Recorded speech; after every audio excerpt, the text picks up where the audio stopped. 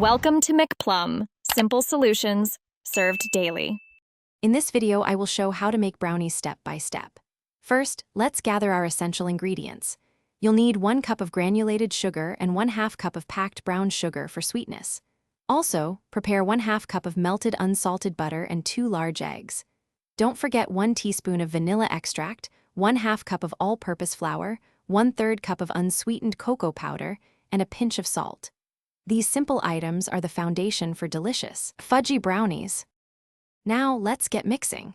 Begin by preheating your oven to 350 degrees Fahrenheit or 175 degrees Celsius. Prepare a 9 by 9 inch baking pan by greasing and lightly flouring it. In a large bowl, whisk the melted butter with both the granulated and brown sugars until smooth. Incorporate the 2 large eggs one at a time, followed by the vanilla extract. Finally, gently fold in the flour, cocoa powder, and salt until just combined, being careful not to overmix. It's time to bake those delicious brownies. Carefully pour the prepared batter into your 9 by 9 inch baking pan, spreading it evenly.